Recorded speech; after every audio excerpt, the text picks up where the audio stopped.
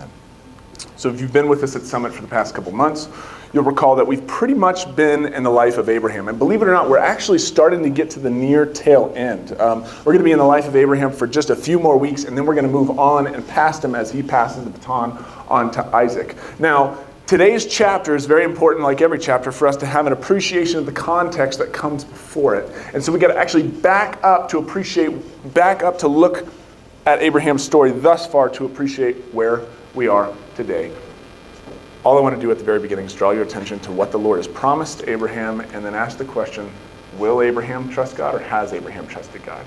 If you've been here with us since Genesis 12, you'll recall that Abraham was a pagan, worshiping pagan gods off in the land of Ur.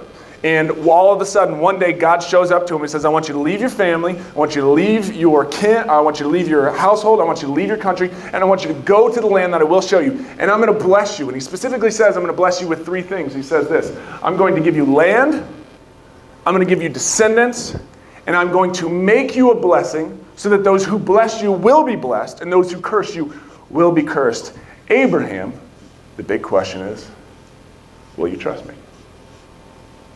And thus far, we've been watching the journey of Abraham, and we've been answering this question. Will Abraham trust God? Will he see him as true and follow accordingly? If you had to answer this question thus far in the life of Abraham, how would you respond? What would you say? Multiple ways you could answer it. Probably the best way to say it is, the answer to the question is, will Abraham trust God? The answer is yes and no. Like a real big fat yes, this guy trusts God with some incredible things in ways that you and I have probably never had to trust the Lord. And he also doesn't trust the Lord in some ways as well. If you remember in Genesis 12, we see that Abraham trusts the Lord in an incredible way in the fact that he leaves his home, his family, his country, all of his possessions back in Ur of the Chaldeans. He just walks away from it. Now remember, he was 75 years old, about to step into retirement. He had everything made in the shade. He had finally figured out the land. And God says, I want you to get up and I want you to get out of here. Back then, to leave your family was to leave your protection because there weren't government agencies or there weren't people looking after you. It was only your family. So Abraham just packs up and he leaves. And you're supposed to say, wow, that's amazing. This man trusts God. In Genesis 13, we see Abraham comes to his nephew Lot and he says, look, we've got all of Wallowa County. We've got it all before us, and I want you to pick all the best real estate. It's all yours. An incredible act of faith, because in that moment, as we saw, Abraham is saying, my blessing does not come from what I see. My blessing comes from what the Lord says. So even if God sends me off to Amnahah, even if he sends me to the desert, the Lord will still bless me in a barren land, because my blessing comes not from what I see, but from what the Lord says. In chapter 13, it's an incredible act of faith by Abraham. In Genesis 14, we see another incredible act of faith, Abraham trusting in the Lord, when all of a sudden these kings from the north come down and conquer the people from the south, and they take them up and basically begin to enslave them again in the north. And what does Abraham do? With only 300 some on bid and a few of his neighbors, he runs after these guys who likely have tens of thousands of people, soldiers with them, and Abraham conquers them because they trespassed on his land, and because they touched his nephew Lot. And Abraham said, I remember the promise of God. Those who bless me will be blessed. Those who curse me will be cursed. You have cursed me. I'm going after you. I'm trusting in God's instruction, and I'm going to go and I'm going to kick your butt. And that's exactly what he does. Abraham goes off and conquers these kings that nobody else can fight against at all. And he brings his people home. Genesis 12, we see an incredible act of faith. Genesis 13, we see an incredible act of faith. Genesis 14, we see this incredible act of faith. Genesis 15, we see an incredible act of faith. Abraham's getting nervous. God, I'm getting old, and I haven't had any kids yet, so how do I know that I'm going to be man enough to do this? And what does God say? He says, walk outside, look up at the stars, and believe you me when I say, for as many stars are in the heavens, that's how many kids you're going to have. And what does Abraham do? He walks outside, and the story says he believes God, and it was counted to him as righteousness. Then God says, I want you to cut a covenant with me. Do you remember this text? Where Abraham goes and he cuts the pieces and he puts them on the side. Abraham is saying to the Lord, I'm willing to enter into a promise, a covenant, an oath with you. So yes, I'll cut the pieces. And if you guys remember that text, God shows up in an incredible way. But what we're supposed to see in that text is Abraham is trusting the Lord. In Genesis 17, we see that when God comes passing through his camp at 100 years old, in the middle of the day, this man is running back and forth to serve the Lord, an incredible act of faith. In Genesis 18, Abraham is pleading on behalf of the nations, not just the good ones, but the bad ones as well, saying, far be it for you, Lord, to do such a thing, to destroy the righteous with the wicked. Will the God of the universe, will the God of the earth not be just? Will he not also demonstrate mercy? An incredible act. You see Abraham literally getting in the face of God, contending for the souls of mankind. Wonderful act of faith. So, does Abraham trust God? The answer to the question is, many times, a big, fat yes. But we also remember there's a few times in Abraham's life where he doesn't trust the Lord in some pretty big ways. I meant to make a slide for this, but I didn't make one. But there are 3 specific occasions where we see that Abraham is not trusting the Lord. You can probably remember them as they come to mind. The first one is in Genesis 12 when Abraham does leave the land of Ur. When he leaves the land of Haran, God says, leave your family. But what does Abraham do? He brings with him Lot. Now, the reason why that's important is because what we're supposed to see in the mind of Abraham is in that moment, God says, hey, I'm going to give you lots of descendants. Abraham says, yeah, bro, I'm like 75 years old. My wife is super old as well. We're not having kids. So when you say descendants, I know what you mean. You want me to bring Lot with me. Even though you said this, you meant this. I'm going to bring him. He'll be my kin. He'll be my child. He will be the one who inherits everything that you give me. And it's supposed to be seen as a significant lack of faith. Lot was supposed to stay home. If you don't see that or you don't believe that, just remember what happens twice to Lot in the story of Abraham. One, homeboy gets captured by these kings and taken off into slavery, and Uncle Abe has to go and save him. And in last week's text, he nearly gets destroyed in Sodom and Gomorrah, and at the end of Lot's story, we see that Lot is naked, broke, alone, having been assaulted, sitting in a cave, wondering about his descendants, who are not only his sons, but also his grandchildren at the same time. And the lesson that Abraham's supposed to walk away from that is, maybe I should have trusted the Lord when the Lord said I should have left him back home.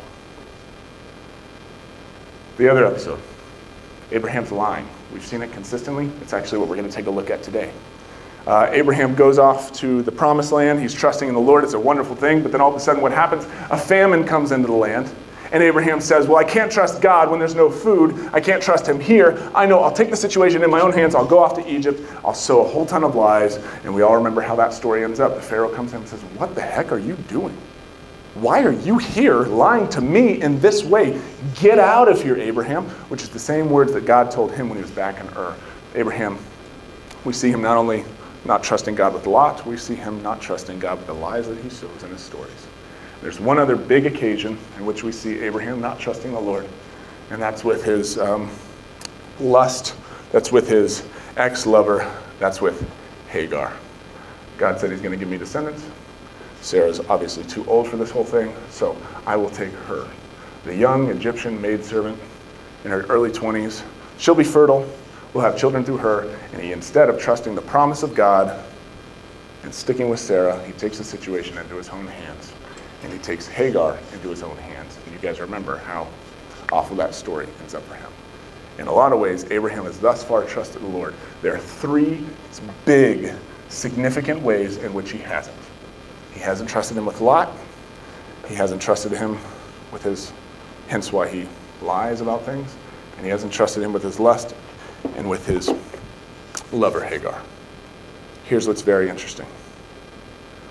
One by one, before we get to Genesis 22, God is going to deal with each one of these doubts in Abraham's life. Last week, he did away with Lot. Lot will not surface again in the entire text of Genesis. That thing is done. It's as though the Lord said, Abraham, you should have trusted me with this, and now you will trust me with your family moving forward, and that's what we'll see in the text.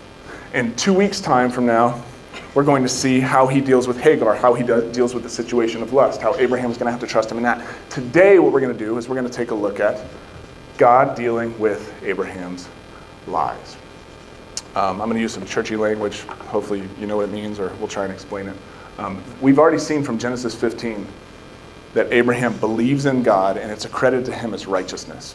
If you were to put that in New Testament churchy language, you would say in that moment, or maybe even before that moment, Abraham was saved. He's with God, it'll be with God forever.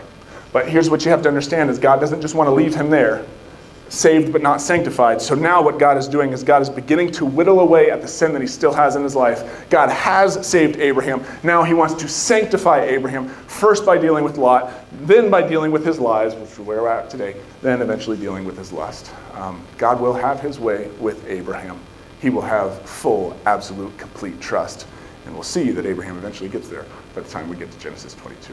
But today, we take a look at how God deals with Abraham's lies. Take a look at this story. It's a simple one. It's a quick one. We'll learn our lessons. We'll pray. We'll be done. Take a look at Genesis 20. It's up on the screen for us. Genesis 20 reads like this. From there, this is talking about from the Sodom and Gomorrah episode, after Abraham sees that it's turned basically into a cauldron. From there, Abraham journeyed toward the territory of the Negeb, and lived between Kadesh and Shur, and sojourned in Gerar. And Abraham said of Sarah his wife, she is my sister. And Abimelech, king of Gerar, sent and took Sarah.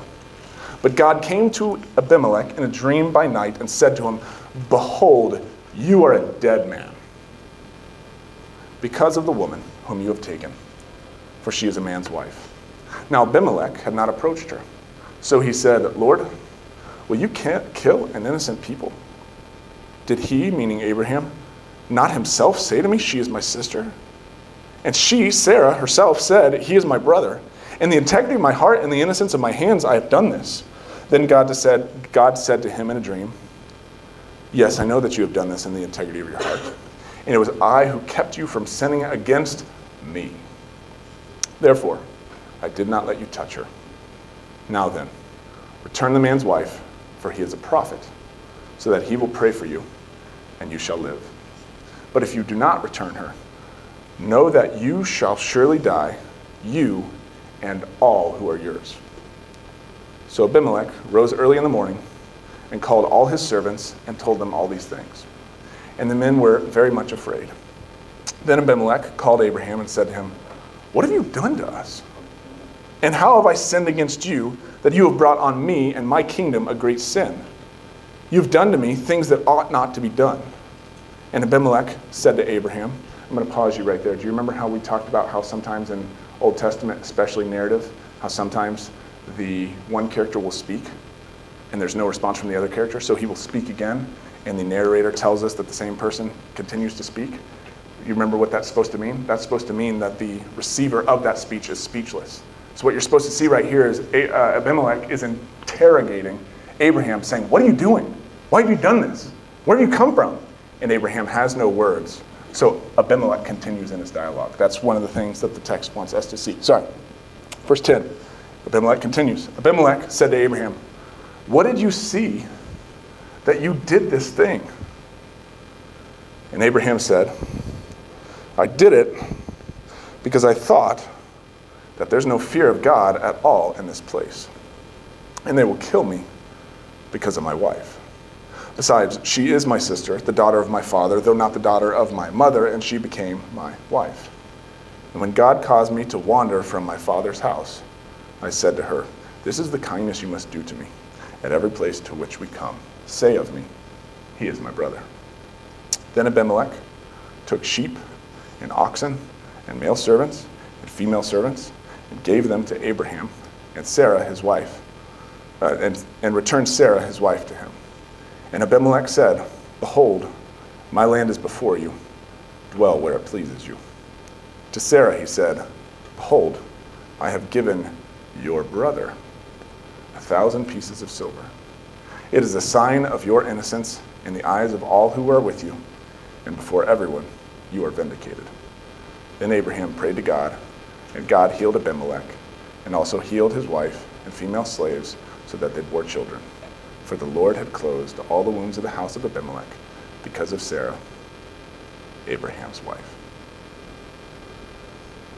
If you've been with us at Summit, you'll recall that oftentimes after we read a text, oftentimes a narrative, we find it important to do two things. One, familiarize ourselves with the context of the story, and then two, just summarize what's going on in the story. We already did a little bit of context on the front of the message, so right now, all we're going to do is just simply summarize the story and see what it has for us to learn.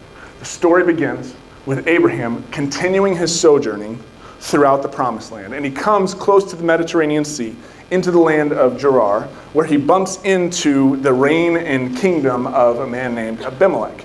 And as they